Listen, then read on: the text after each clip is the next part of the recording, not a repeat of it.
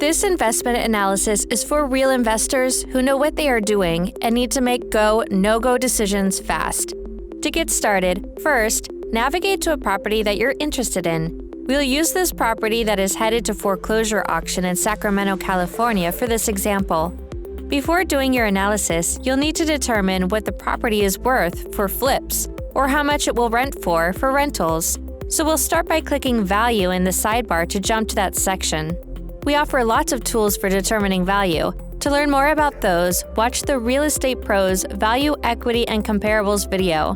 Once you have determined your value, click My Value, which is initially set to our estimated value, and enter the value you feel the property is worth. Since we plan to flip this property after we make some improvements, we're going to enter a slightly higher value than the estimate of $275,000. My Rent works the same way. We'll enter an estimate of $2,200. Now that we have set our value, let's jump to Investment Analysis and review the default results. Note that you immediately get a target offer amount to achieve your target profit or return on investment on a flip, or to achieve your target cap rate on a rental, and you can quickly adjust these by simply editing the profit or ROI numbers. Once you review these numbers, you can enter your own target bid, and it will instantly calculate your profit, ROI, or cap rate, and cash-on-cash return. Finally, note the break-even amount, which is amazing if you're bidding at an auction or in the heat of the moment. You almost never end up winning an auction for your max bid, so knowing your break-even makes it much easier to keep track of the potential profit at the current bid. If your break-even is $238,000 and the bidding is currently at $205,000, it's pretty easy to calculate there is still $33,000 left in the deal. While we provide an instant analysis based on your defaults, you're almost always going to want to fine-tune the analysis for a particular deal. To do that, click Edit in the upper right corner. On the left, you'll see the assumptions we use to do the analysis. We break these into groups. The first group, investment, is the upfront cost to buy the property. If you plan to flip, sale proceeds is where you enter the costs to sell the property, like sales commissions or seller closing costs. Holding costs are those costs you incur while you're fixing up and selling the property, or the ongoing costs of a rental. These are all entered as monthly costs. For a flip, set the days held to how long you expect the flip to take, and we'll calculate the total over that period. If you plan to keep it as a rental, you can ignore that, and we'll just use the monthly costs to determine monthly cash flow. Income is where you enter your expected rent, if you didn't already do that earlier. You can also review monthly net operating income and cash flow here. New financing is where you'll enter your loan details if you plan to borrow money to buy your investment. Enter the terms and we'll calculate the payment and update your analysis accordingly.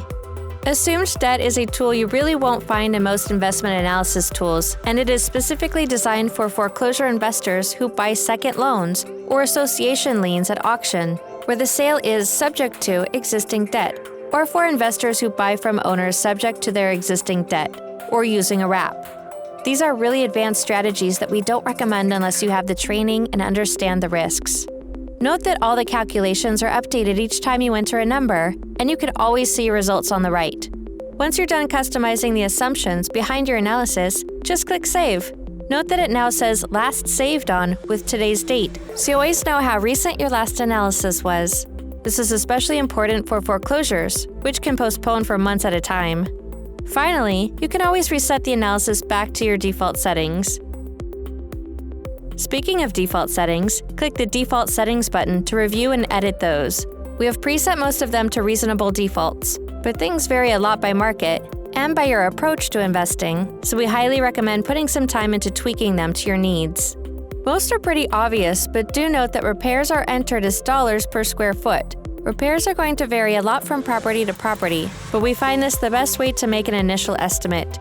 You can always edit the number this estimates and assumptions for each property based on the property's age and condition as well as size. Our founder has personally used this analysis to buy over 100 properties, mostly at fast-paced foreclosure auctions. It's through that experience that he decided to eliminate so many variables found in other investment analysis tools and really focus on the most important items necessary for go, no-go decisions in the heat of the moment. Further, he believes that if you need to factor in things like multi-year appreciation or tax consequences to make a deal work, it's really no deal at all. At PropertyRadar, we're always just a click away to answer any questions you may have.